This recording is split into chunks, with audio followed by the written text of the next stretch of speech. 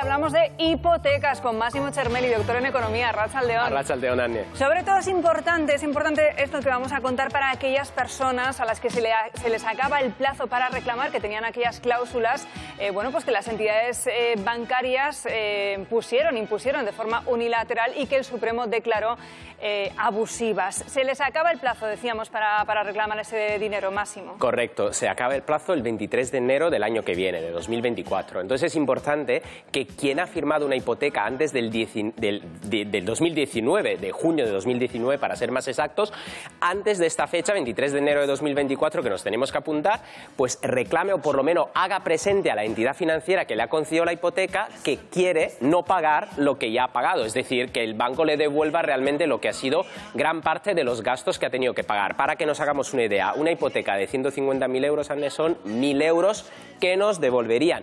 Importante, aunque ya hayamos amortizado totalmente la hipoteca, se puede reclamar. Es decir, todas las hipotecas firmadas antes de 2019 que de alguna forma han pagado los gastos de notaría, todos los gastos de gestoría y todos los diferentes gastos que estaban incluidos en aquel momento y que, como bien decías tú, el Tribunal Supremo ha declarado inconstitucional, realmente pues se lo tendrían que devolver. Entonces es importante... una cosa que ya andarían un poco tarde, o sea, que ya están apurando ahí el tiempo al máximo, ¿no?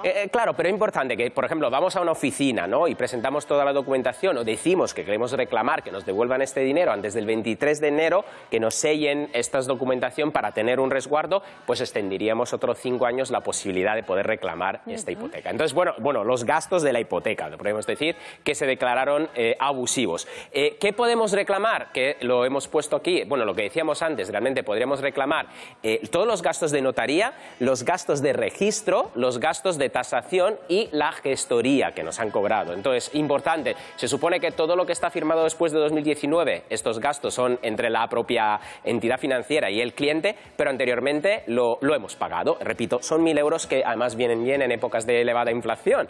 ¿Y qué tenemos que hacer para poder recibir este dinero? Presentar claramente la escritura de la casa, el DNI y, lo más importante, las facturas. Las facturas que se pueden recuperar, que no tengamos miedo que se le pide al banco y el banco te las proporciona, o si no, a la propia gestoría, pero que las facturas tienen que aparecer porque las hemos pagado y están ahí. Ahí con lo que nos cuesta la pela, Máximo, para que luego tengamos que estar escuchando a Christine Lagarde, que ha dicho hoy que es bueno que las hipotecas estén caras. Fíjate qué frase, ¿no? Que parece que el Banco Central Europeo es el aguafiesta, ¿no? Pero es así, hay que matizar esta frase, porque el Banco Central Europeo ha subido estos tipos de interés de las hipotecas que sufrimos, sobre todo las hipotecas variables, porque lo que quiere es paliar, hacer que la inflación vaya ralentizando. Y para que ralentice la inflación es importante que se reduzcan las transacciones que existen. Con lo cual, por ejemplo, menores compraventa de pisos, mejores compraventas de casas, implica que va a haber un gasto menor, entonces esto que la inflación se vaya suavizando. De ahí que esta frase merece un matiz, claro, pero es así, la macroeconomía es una cosa y la microeconomía o la economía real... La realidad para los mortales es otra, es distinta. Bien distinta, tan distinta que estamos a punto de terminar el año, queda prácticamente un mes, estamos terminando de noviembre, nada, un mesecito para el 31 de diciembre y estamos pensando en amortizar la hipoteca. Varias preguntas, por ejemplo, Máximo, ¿cuánto condiciona el Euribor para amortizar? Bueno, te diría que si tu hipoteca es una hipoteca variable, como las muchas que se han firmado durante los años anteriores, pues el 100%, es decir, cuanto más alto el Euribor, cuanto más importante es amortizar, porque esto nos permite pagar menos cuota o pagar un plazo menor, es decir, reducir el número de años que tenemos que pagar. Entonces eso es muy importante, es decir, tener en cuenta estos factores. Por ejemplo, sobre todo importante es otra cosa, que quien tiene que amortizar ahora mismo una hipoteca variable, que sepa que hay un Real Decreto que hasta el 31 de diciembre de 2023 esto no tiene que suponer ningún tipo de coste.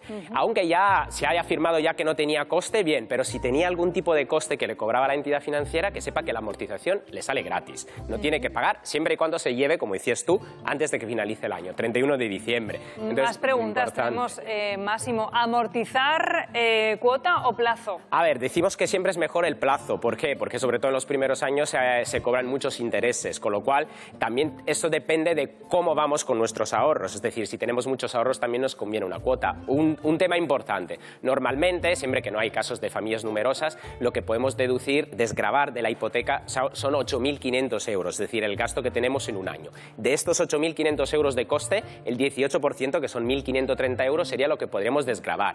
Entonces es importante que sepamos que lo ideal sería pagar una cuota hipotecaria, ya sé que puede ser imposible en algunos casos, de 710 euros para entrar en esta ingeniería fiscal y poder desgravar completamente todo. Pero plazo es la respuesta. Sí, a mí lo que me parece imposible es pagar la hipoteca y es ahorrar, tal y como está la vida. Pero yo te sigo preguntando, Máximo, ¿cuánto puedo deducir? Es que me he adelantado, realmente o sea, estaba explicando... Te has venido arriba y... Me he venido arriba y estaba explicando supuestamente eso, es decir, que nosotros cuando tenemos una hipoteca, lo más importante que tengamos en cuenta es que ahora mismo a nivel fiscal podemos desgravar los 8.500 euros. De estos 8.500 euros, lo repito, es el 18%. Entonces, muy importante. Ya sé que en muchos casos no lo podemos conseguir, pero sería lo ideal tener una hipoteca de 710 euros. Todo lo demás, bueno, hay una parte que no podemos desgravar. Ideal, ideal. Ay, hipoteca, dual o mixta, ¿merecen la pena? ¿Cuál es la diferencia entre dual o mixta? Bueno, mira, antes era hipoteca fija, hipoteca variable. Siempre pago lo mismo o según va cambiando el Euribor, como decíamos antes, va cambiando mi cuota. Ahora han empezado a entrar en el mercado los que son la hipoteca mixta, que es decir, durante unos años tiene unos tipos de interés que son fijos, por ejemplo, para tener un gasto más controlado y luego variable. Pero ahora ha entrado también la dual. En la dual es distinto. Sí, no, es que ya se necesita un asesor financiero. No, te vamos a contratar a nivel personal. Para firmar una hipoteca. ¿Qué es la dual? Tú realmente cuando firmas dices cuánta parte de lo que estás pagando es fijo y cuánta parte es variable, es decir, 50-50, 70-30. Y en función de esto se te da una cuota, claro, una cuota que es una previsión, porque realmente el tipo fijo o el tipo variable no sabemos cuánto será en el futuro. El fijo sí que se puede establecer, pero el variable es difícil de establecer. Pero bueno, el banco se compromete en darte estos porcentajes para que te hagas una idea.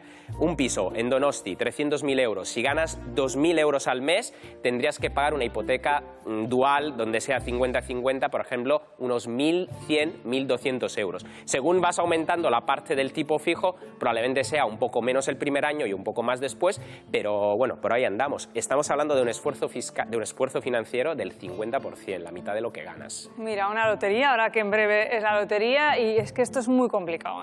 Son muy complicados los números, es complicado llegar a fin de mes, todo es complicado, Máximo. Pero es importante tener las ideas. Claro que sí, es importante porque muchas veces vamos al banco y como no tenemos ni idea, pues firmamos sin saber y, en fin, el desconocimiento.